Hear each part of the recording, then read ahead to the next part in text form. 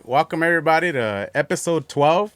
My name is Trinidad. I'm your host of the Dental Advocate, and today we're talking about if you are thinking about joining our oral surgery team as an assistant, you want to listen up to some of the questions that I'm going to have here.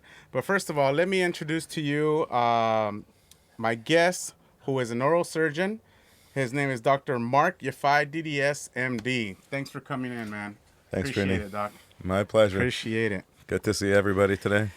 So welcome to the show, and thank you for taking the time, and thank you guys for tuning in and taking the time out of your day and watching us. Please engage with us, ask us some questions. I'm only gonna have them here for not too long, so get your questions in, guys. So one of the things that I wanted to ask you was, how'd you get into dentistry and why oral surgery? It's actually really interesting. I'm family. My dad's a dentist. Oh, really? My mom's side of the family, they're all physicians. And I actually thought I was going to go to medical school. And when I was in college, my dad's like, go to an oral surgeon's office, see what he does. Maybe you like it. And I basically went there and fell in love with it. And Wow. So your dad practice here in yeah, Cali? he's pretty much semi-retired. He has a little private practice in Encino. Oh, okay. It's him and one person who's assistant slash front Yeah, desk. yeah. They do the whole job. That's cool, man. Yeah. He does his own suctioning with his he does everything himself. And I was actually a dental assistant when You I was growing were? up. Yeah, since I was like 12 or 13. I used to go on the weekends and like after school sometime to help him out. And Oh, that's cool, man. Yeah, How- so- I was just thinking, I wonder if he ever had some time to assist. yeah, for like Yeah. a good, God, from 12 to probably about like 2018. Wow. I used to do like weekend, it wasn't every day, but Yeah, yeah. every weekend. My dad worked on Saturdays, and again, random occasional times when he needed something. Yeah. So, Ah, that's cool. but the way he did things was very different than modern. Yeah. Like holding a suction was actually what's it called? Not the high speed. The what is that? The saliva ejector. The saliva ejector, and I'd Yeah. hold it and hold the cheek out. Yeah. So, So- did you get to see doctors not use gloves? No. That was like, I think the 70s, like 80s, they started using All gloves. right. So I was like, Yeah, I don't even know when Yeah. they started using them, to be honest with you. it's But crazy. I couldn't even imagine sticking your hand in someone's mouth without. yeah, without gloves, no big deal. Oh, and the guys used to get annoyed that they had to start wearing gloves. 'Cause Yeah, they thought they yeah, lost I remember. feeling. And Yeah. I remember some people. they used to say somewhere like close to 10% of like dentists and oral surgeons actually had hepatitis C because of the transmission and stuff like that. So Wow. gloves are good. Yes, they are. I'm glad there's gloves.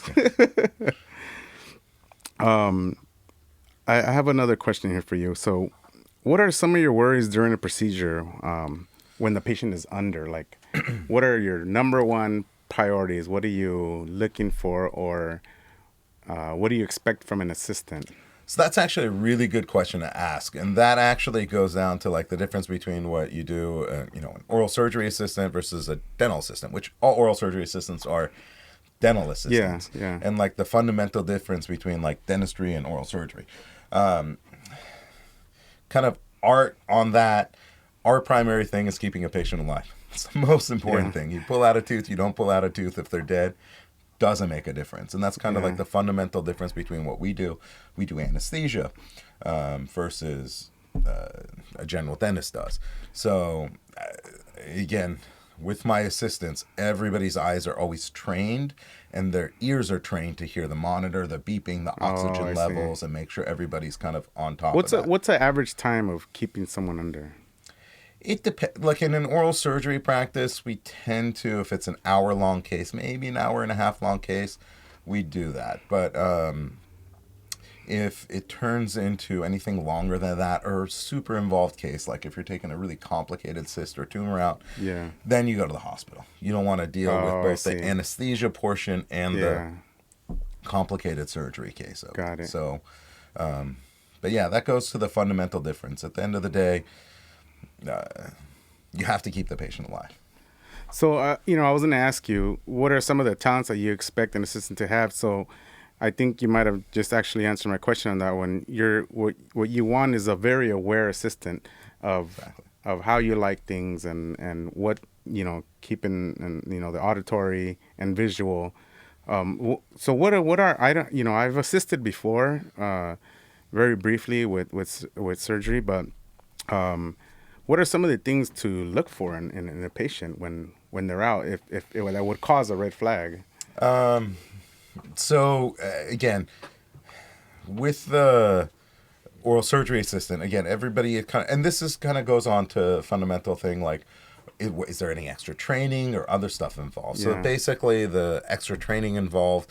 Look, any dental assistant can be an oral surgery assistant. It doesn't make a difference. There's no actual legal license like an RDA for oral surgery, except for one. That's actually not 100% true. Well, I was gonna say I think there is a certification, There's right? certification. There are two different certification courses, and then there's an actual license, a California Oh, recognized license. The certification courses where 99% of most of my oral surgery assistants are the AMSA, which is run by the California Oral Surgery Association. They have twice a year, one in Southern California, one in Northern California course. You basically have to kind of prepare for it, have an ACLS license, which kind of trains you, and then you do a weekend course and take a test. That's AMSA. There's something called DANCE by the American Oral Surgery Association, which is another certificate course, which is similar. They pretty much like 95% the same thing. And again, that's another certificate course. There is something in California called an um, anesthesia assistant. It's like a certified anesthesia assistant. There's no actual schools that teach it.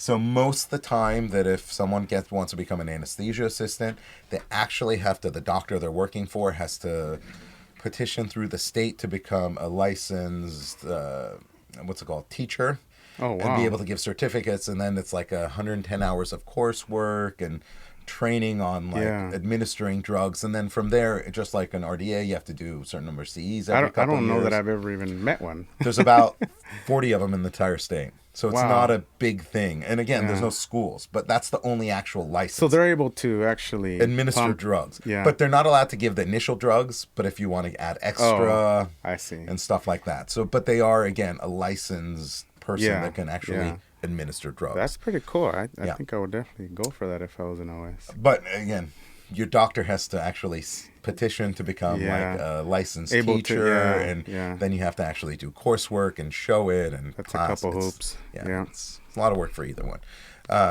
But on that note, again, look, a lot of the oral surgery, like any field in dentistry, like endodontics, periodontics, there's the anesthesia portion and then there's the assisting portion. The assisting portion, look, you do it enough. We have a few different instruments Yeah. that you just learn. And with the anesthesia portion, it's just practice.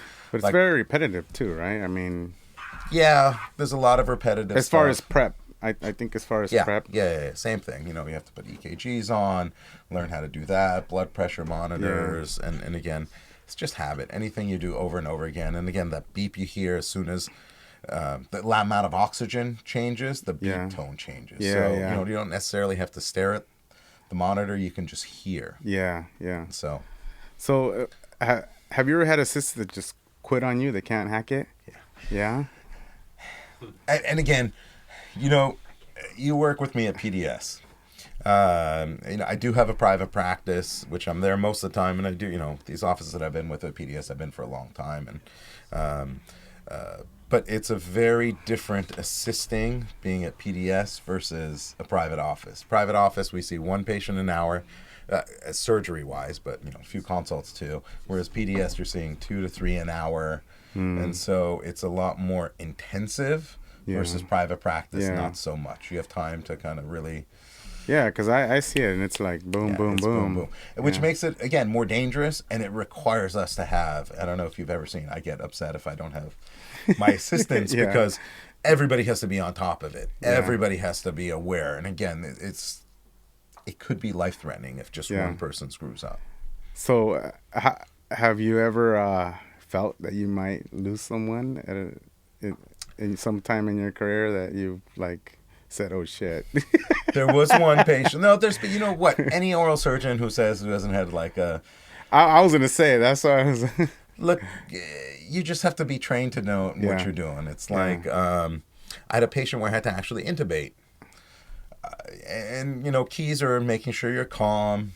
Yeah. You know what you're Yeah. doing. We have a Yeah. big emergency cart, make sure airway and other stuff is there. So you know, patient stopped breathing. We tried breathing for her, didn't work. We had to put a tube in her throat, breathe for her for about 5 minutes. She woke up, was as happy as can be, and she actually asked me at the end of the procedure, "When are we doing this again?" But you know, the key is just making sure that you know what you're doing, and in case of emergency, you can respond to it. Yeah. So, What's up, Jr.? JR's watching. hey Jr., how you doing, buddy? Right there. He's like, it's fast. Yes, it is. Itzel. She's like, hi, what's up? That's Elsie. Oh yeah. Hey, Right here. She hey said Elsie, hi. how you doing?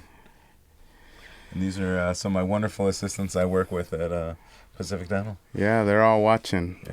Thanks for tuning in, guys.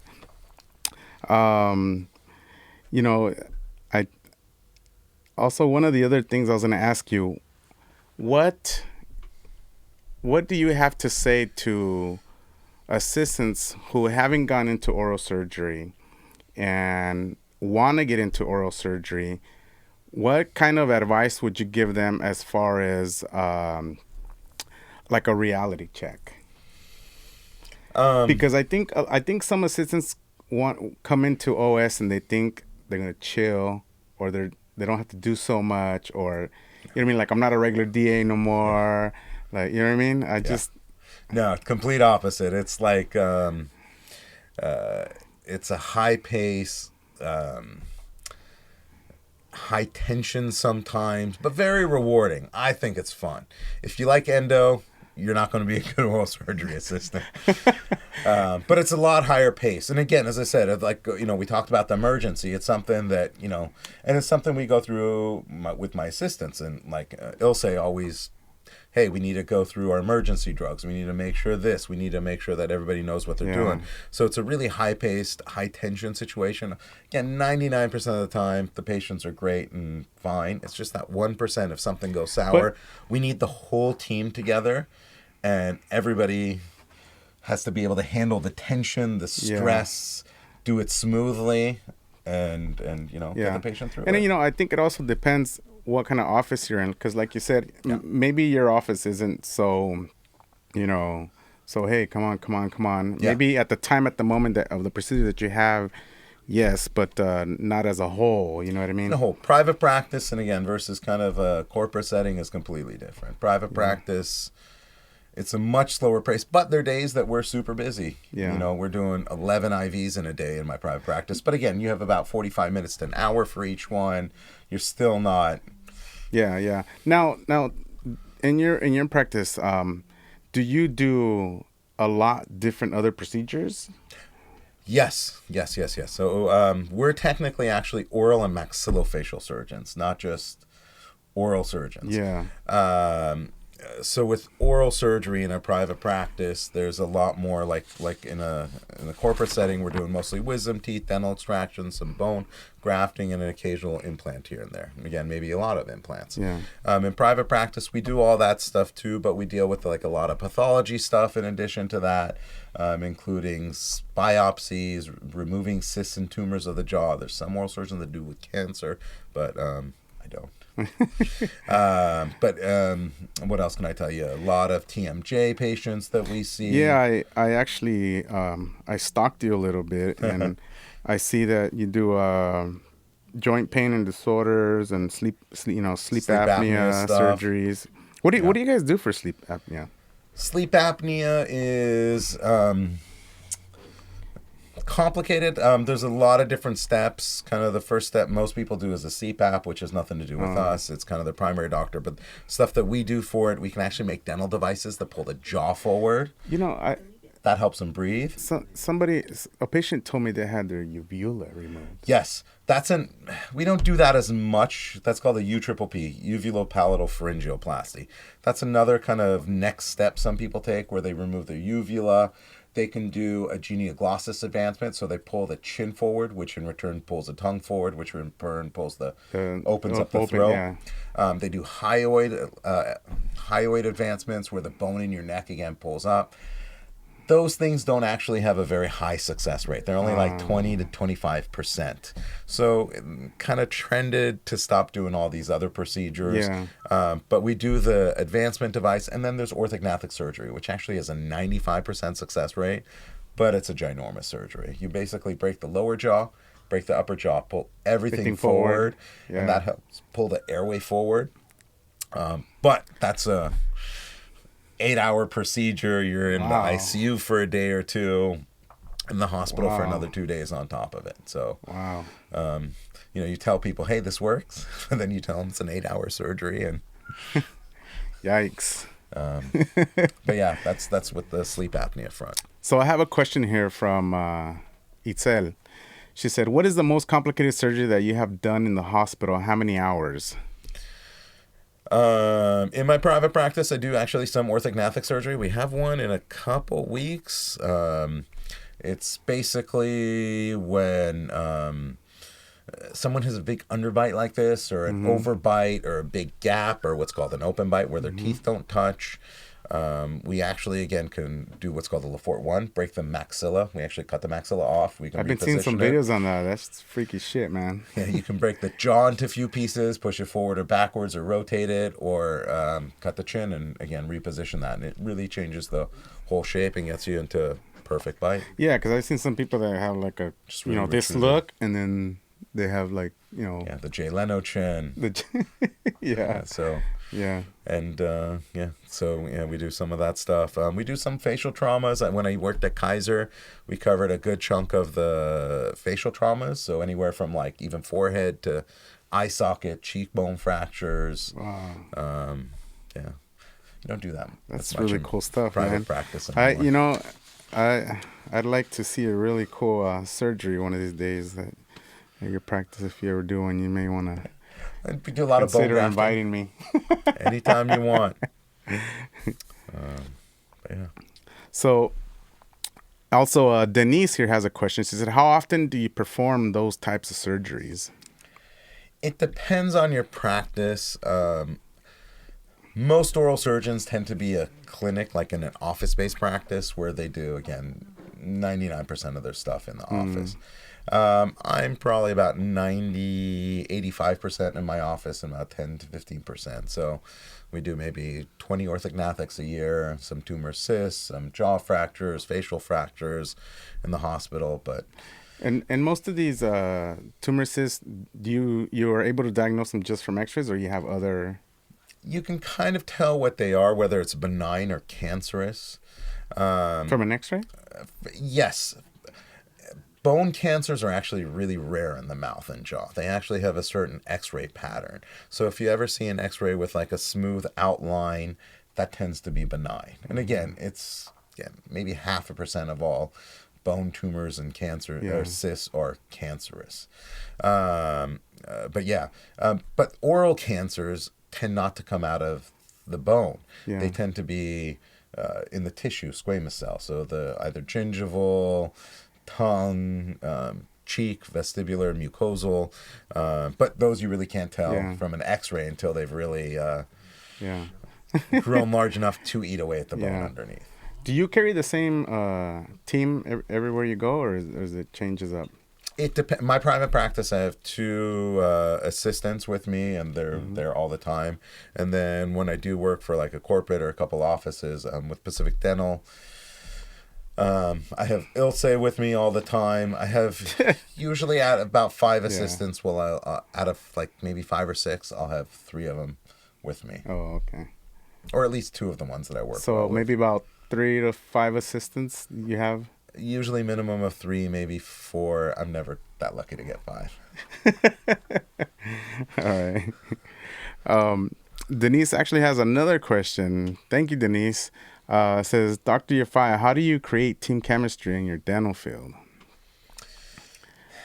I should probably ask my dental assistants what they think. Look, I'm a generally happy guy. I think the team is really important. Everybody should be happy to make everything flow well. So you know what? Always words of encouragement. Yeah. Even buying them lunch.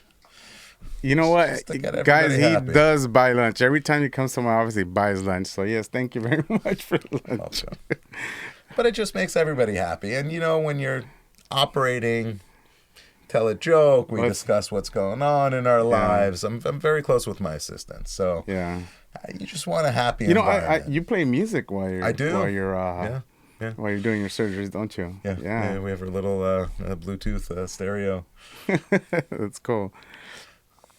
Yeah, they get mad at me if I don't play music. I don't think they like listening to me, or else I'll start singing. So what's the one of the funniest thing a patient has said or done after waking up after surgery? Oh man. Give me one or two stories, man. You know, I have heard one that came in. I think she wanted to kiss one of the assistants or something. I don't know. I don't remember. But We've had some interesting things. One of the most memorable was a guy who actually. So when you're so anesthesia, just kind of a quick disclaimer. A lot of times, when you see in the movies and they ask you to count backwards, they give you a drug and you think the person goes to sleep. That medicine they give you actually doesn't put you to sleep. It causes amnesia, makes you forget everything. So some of the anesthesia that we do, the person might be a little bit awake or moving a little bit, and we kind of rely on the fact that they don't remember anything. And this guy was waking up from surgery. I don't know what happened, but basically he really had to go to the bathroom badly. Got up, pulled down his pants, and started taking a whiz at the corner of the room. no. And it was funny. Luckily, the two girl assistants that were in the room ran out of the room screaming, and luckily there was a guy there that took the trash can. He made a huge mess of everything. Made a mess of himself too, and so got back into the chair. And 20 minutes later, when he was really waking up from surgery, he's like, "What's wrong with me? Why am I all wet?" I'm like, "You don't know what you put us through." It was an interesting day. Man. That's funny. But people are really funny. They say crazy things. One girl said something. I don't know if that's appropriate, but We're here to be inappropriate, Doc. So be your gangster self. that's fun. Yeah.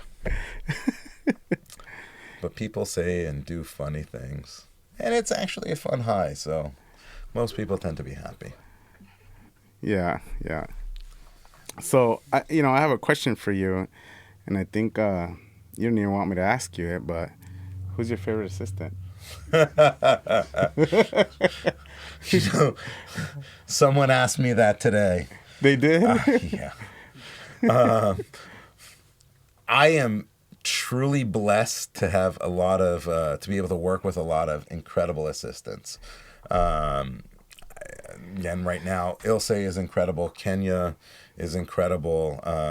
Kenya must be from your private office. Yeah, my private office, Tanaz and Kenya, are two awesome assistants. Ilse is incredible. Jasmine, JR. Yeah. Again, I'm just really lucky to have some great assistants. And these are people that we, have clicked well with, and we work.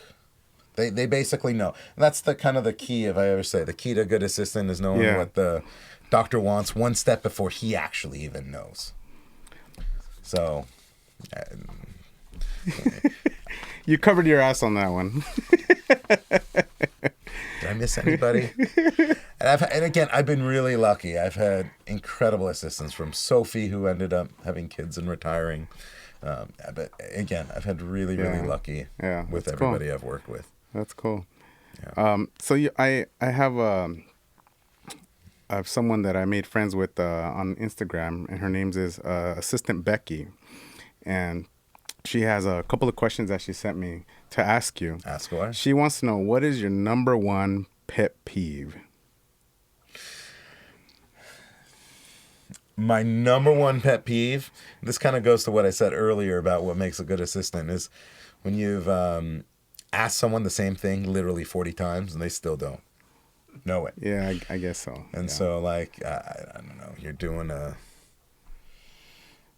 So would you say it's just having to repetitively ask somebody to... The same thing over and over again. Yeah. Look, most of dentistry, even from, again, general dentistry to endo, every doctor was trained differently and has their own preferences. Yeah.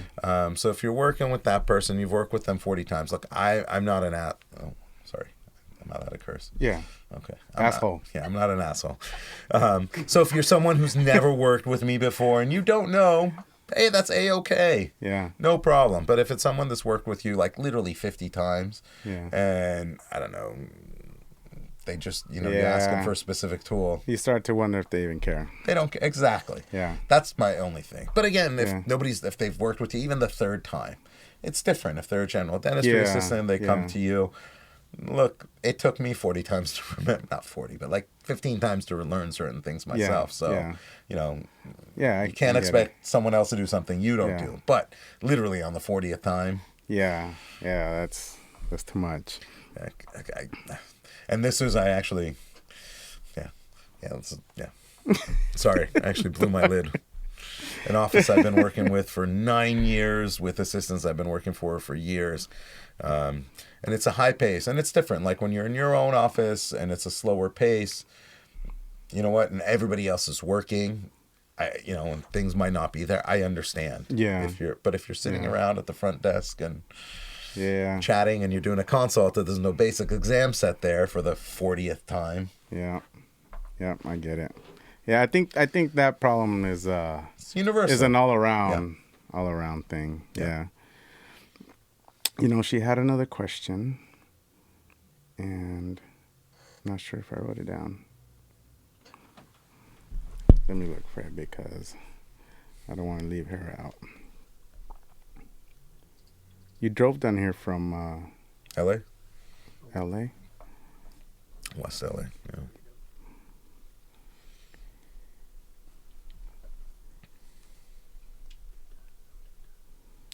I'll have to look for it right after.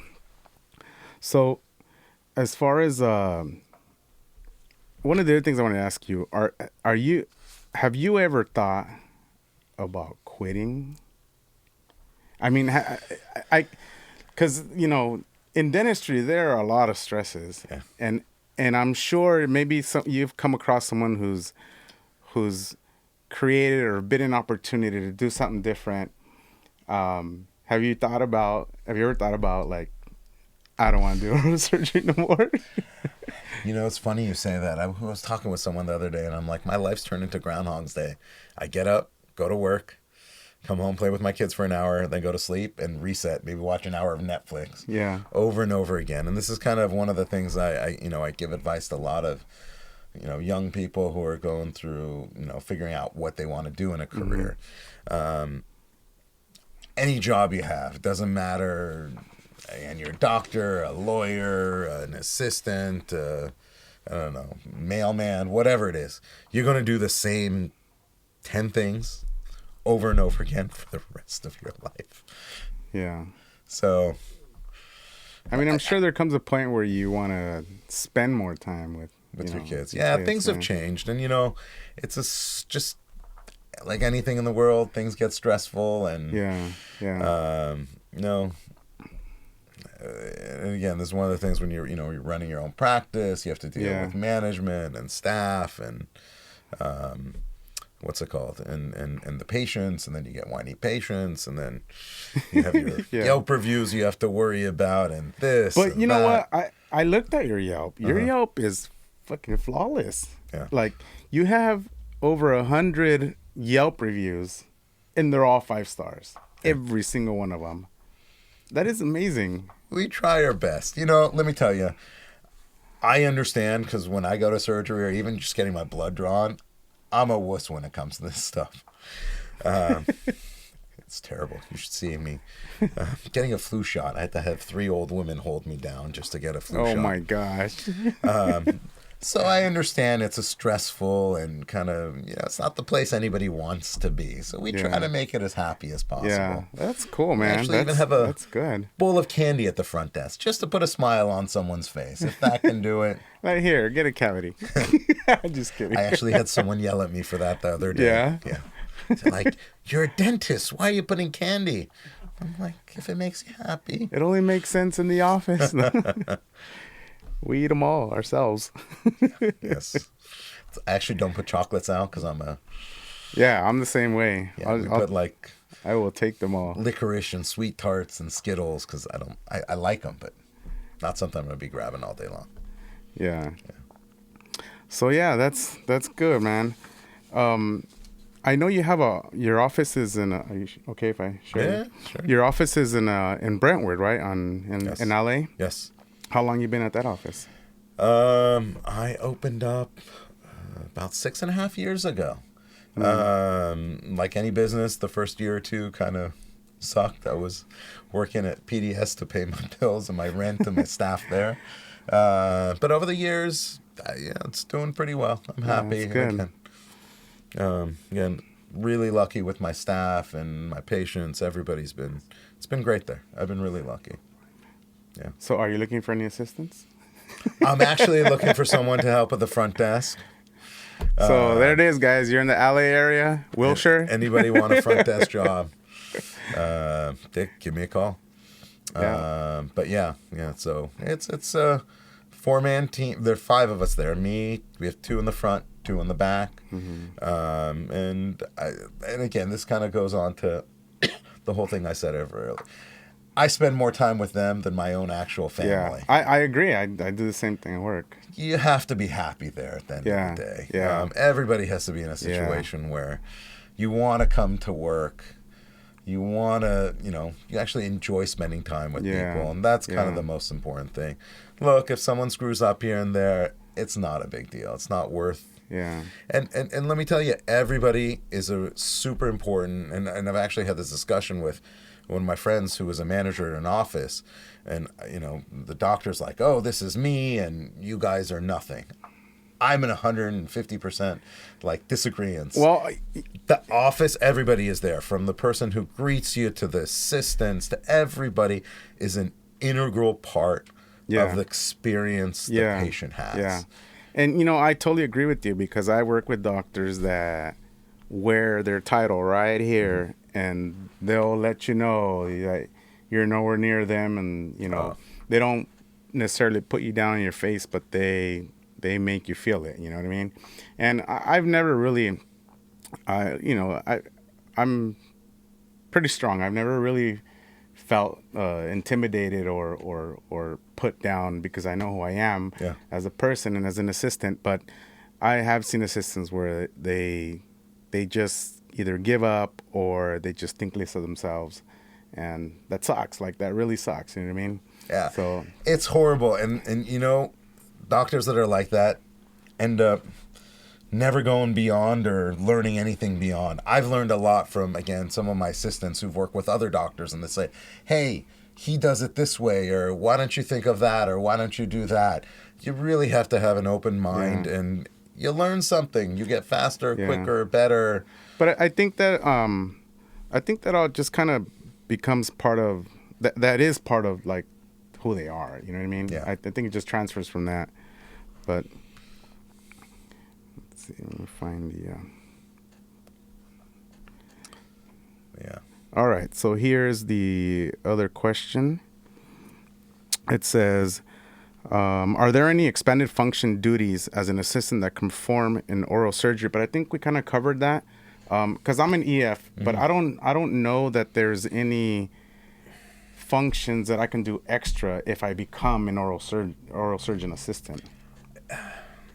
Maybe technically take impressions or something like that. So we Yeah, do night guards yeah. every once in a while. Yeah.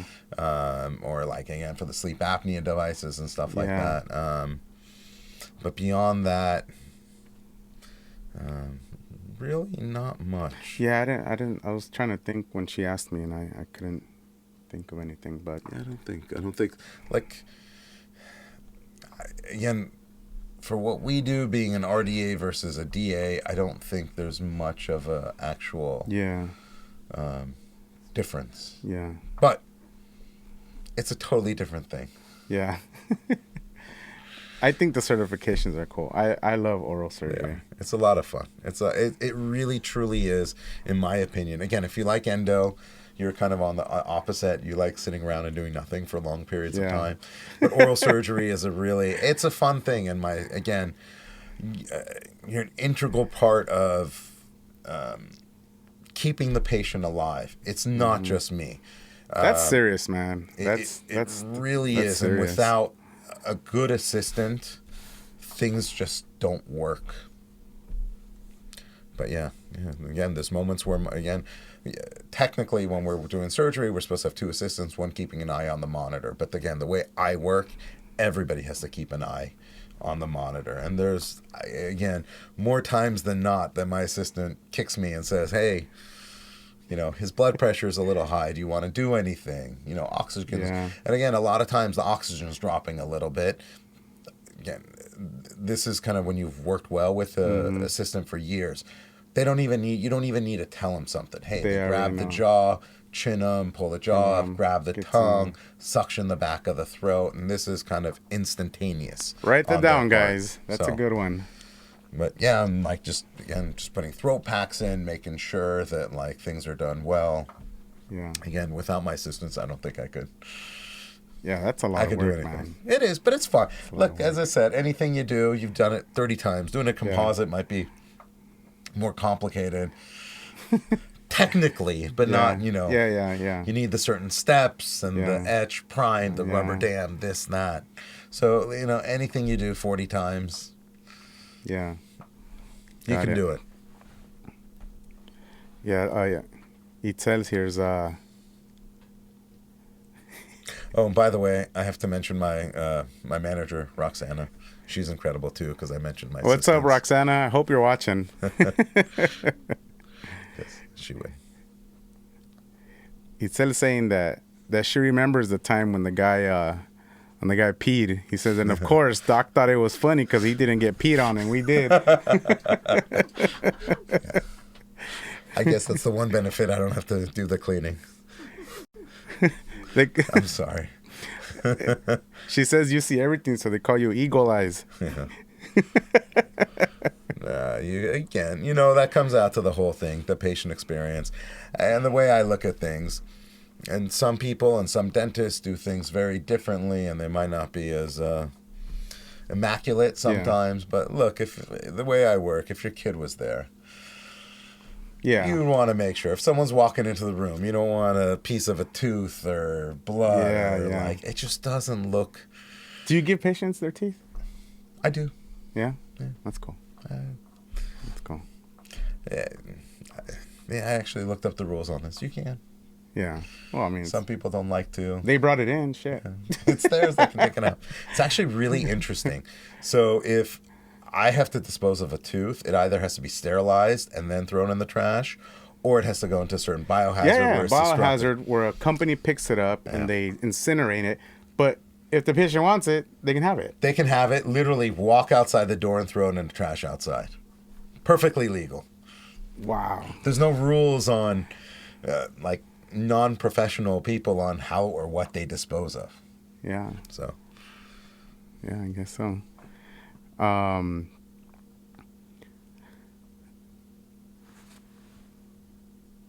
So we have a question here from Natalie. It says, what made you decide to go private? Make some damn money for yourself. Let me tell you kind of the one thing I've worked in. But I'm sure you had a vision, I did. I've worked in 3 different settings. When I actually first came out of my training program, I actually worked at Kaiser. After a year of Kaiser, I decided to leave, and then I wanted to either join a practice, and it was kind of the midst of the kind of the great Kaiser recession. Was when you first got out of school? When I first came out in 2009, 2009 to 2010. I decided to leave Kaiser because of personal issues and whatever it was after about a year, and I wanted to go into private practice. It was the middle of the recession. There was actually nobody in LA hiring oral surgeons. So decided to go the corporate route to Pacific Dental and a bunch of other little private practices where you go for the day. And then about 6.5, 7 years ago, actually 7 years ago, because it took a while to start the practice, I decided to go to private practice and start my own thing. Yeah. Kind of the one thing I can tell people, the grass is always greener on the other side. Yeah. When you're in like shit, what I get into? Everything has its ups and downs. Yeah, when I was you're gonna working say. at corporate or like again a private office, you show up at 8. You might have to bring your own assistants or like PDS, they provide it. At 5:00, you're done. Occasionally, you have patients to deal with, but the office tends to deal with most of the problems. And they deal with all the billing issues. Yeah. There's no practice management stuff you have to deal with. Yeah, you just do your job and you're done. good. Yeah. And then, but it could be a hectic setting. Again, doing anesthesia in a private practice where they might not have the perfect suction. I'd literally come with 4 different boxes about this high of stuff where, you're carrying your emergency stuff and, again, emergency suctions and intubating and emergency drugs and stuff like that. So it can be a hassle and it can be a pain in the ass that you're going to a different office every day. You don't have the consistency. And so decided, private practice in the long term, you're investing into something. And again, with working for someone might get pissed off at you or something might happen and the next day you're fired and you're gone. You have nothing to show for it. Well, I remember the first time I met you, and I didn't realize this when I first saw you, at the office that I'm at now. Mm-hmm. I met you in LA. I'm not going to say the office, but... the office in Van Nuys, Sherman Oaks. Yeah, right there. Yeah. I remember you came in and I was asking you what you wanted, what you needed, what I needed to order and everything. That's years ago, Yeah, I remember that. Yeah, and again, sometimes, corporate at least gives us a base pay, but, some of these private offices we go to, there was nothing. They had 1 patient for you, you say thank you. If they had 10, you say, can I kiss your hand? They expect you to kiss their hand. Yeah. So, that was the lure of private practice, is that you don't have to deal with this, but it's on a different scale. We get referrals, and I'm super lucky with my referrals. I actually am friends with most of the people I work with in my, in my private office. Yeah. And, and hopefully I'm doing a good job that they're sending me more people. Yeah, more people. But it's, again, just different things. Private practice, again, it's a little slower pace. But whereas at 5:00, I'm done. Here, I just have to start, deal with city taxes, deal with sewage taxes, radiation taxes, payroll. Tax your ass to death. Again, payroll taxes, and then you have disability insurance, and there's like 3 million things. Every 3 months, I get a new bill that I didn't even know I had to pay. So it has that. So who interviews your assistants for your office? You do, or somebody else does it for hiring? Yeah. That was me. Yeah. I got lucky. Ilse, who's one of my, I've been working with her for 9 years, and I love her. She's an incredible assistant. I was looking for, again, one of my other assistants had got pregnant and had to leave. She was an incredible assistant, too. I was looking for a new assistant, and Ilse said, "Oh, my daughter-in-law is looking for a job." And she actually had 0 dental experience. But you know what? Sometimes those are the best, because you can mold them to whatever you want. You make them think whatever you want, and they're just fresh, clear start. Exactly. And Kenya, she's smart enough that she picked up everything and little by little got her own dental book and learned the numbers of the teeth and the names and everything like that. See, that's what I like to see. That's a hustler, you know what I mean? She took initiative. She gets her stuff done. And she's my right hand. And then my other assistant, Tanaz, we just put an ad on Craig. Actually, I could not find an oral surgery assistant. I had to call the dental assisting schools. One of the dental assisting schools sent me her, and actually they sent me some scrub techs to hire as a dental assistant because they have a little bit of surgical experience. I'm like, wait, where they scrub in for? Yeah, kind of for the operating surgery. room. They Yeah, basically yeah, hand you yeah, yeah, assistants. So, yeah. because there was no dental assistants, and they sent her, and I liked her, and I got lucky. It, do you have like a question or questions that you like to ask, or just as the conversation goes on, you just I'm just terrible at interviewing, to be honest with you. I just don't know what to ask. Honestly, it's just a lot of it's a conversation and what you get a feeling of the okay. person. As I Yeah. said, like, look, for me, one of the most important things, what you have to be competent, but we have a really close knit office. We had one of our, and while we're hiring a new front desk, the girl that was there with us for a few years, 3, 4. She was actually a daughter of another dental assistant I worked with. She was with us for 3, 4 years. Ended up going to dental hygiene school, but my staff is still best friends with her. They still Yeah. text Yeah, daily. yeah, yeah. That's kind of one of the most important things. I want someone who's competent and actually nice and gets along and kind of have a family environment. It's nice when you read a Yelp review and they say, "Oh, that dental assistant was so incredibly Yeah, nice to yeah. me. I really liked her. Yeah, She because we made get a me lot of feel." reviews in the office too daily. They're not always all Yelp or Google, but it's very nice to come in and read something that's positive about the team. Yeah, Yeah, for team is the sure. most. I'm really. It's a team effort. Nobody comes Yeah, to one person. yeah, Well, there are occasional times you go, but in general, you go to team. yeah, People who've been with you, they actually look forward to yeah. every step of the way. Yeah, So I could vouch for that because Ilse comes in. She's always happy to be there for you. yeah, Yeah, she's I could tell she's always happy to be there incredible. for you. It sounds like she's your favorite. Yeah, yeah again, I've been blessed Yeah, with just being able to find wonderful people, and yeah, hopefully, I try to reciprocate as much as I yeah. can. All right. Well, any last words for these dental assistants? Oral surgery assisting. It's a lot of fun, kind of a lot more intense. But if you're the person that's kind of likes the action, to say, oral Yeah, surgery might be and the for blood you. The blood and guts. and It's that's so cool. yeah. You have to say. I actually had one of my a dental assistant. We needed a third person to help us out, and we actually got one of the dental assistants from the office I was working at, and she literally passed out in the middle of the procedure. Oh, leave her there. We're not done.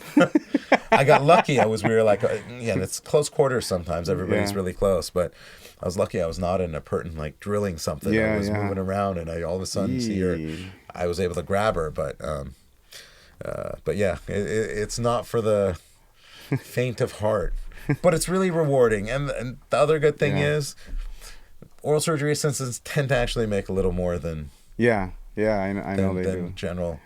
So, There was a office I was at, and one of the assistants was he came to our office 2 or 3 times a week, but he was also an OS assistant.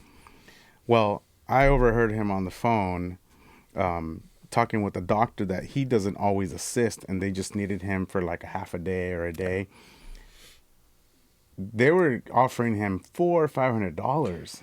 that's a little what I on the mean? high side, but I yeah, was like, whoa, like, look, in man, certain that's- situations, if you're an incredible dental assistant and you go for like a day, kind of if you jump office to office, you sometimes do get a lot more, because the way I look at it, you're giving up a lot more. You might be working at another office and have to call in Yeah. sick.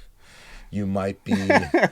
and I'm just again, thinking, like, you stealing people? no, but like, if you're going from office to office and you're only Yeah. working 3 or Well, 4 days. that's their call, and I think when you offer something like that, They do, but it's Yeah. a reward benefit. So Yeah. and again, like that type of assistant, they oftentimes are, again, work the equivalent of 2 assistants. yeah, You can really, yeah, very efficient. very on efficient, it. do everything. Literally, that person knows everything. And again, in case of emergency, they know exactly what to do, yeah. how to help. Yeah, And again, in a high flow office, you're producing, you're doing 10 sets of wisdom teeth, Yeah. you're producing a lot. So, you really do Worth need it. someone who's on. And again, it's an opportunity cost. They might be taking a day off from another job. Yeah. They might be calling sick from another job. Or if they're working full time, they're only working 3 days that week. Yeah, So I've done that myself. Yeah. Yeah. So you have to kind of, in my opinion, compensate for. Yeah. For That's cool, man. But yeah. All right, guys. Well, that's all I got for you guys today. Thank you guys for tuning in. Big round of applause for Dr. Yafai. Thanks for coming in. I appreciate it. Please check us out. You can check out the past videos on the Dental Advocate on Facebook. I'm still working on getting those on YouTube. Follow Silly Panda Media, The Blacksmith, Vinyl the whole team, man. A huge thank you to all of you guys for making it happen time after time. Remember, we are assistants on the rise, and I hope your suction never fails you. Peace. Thanks.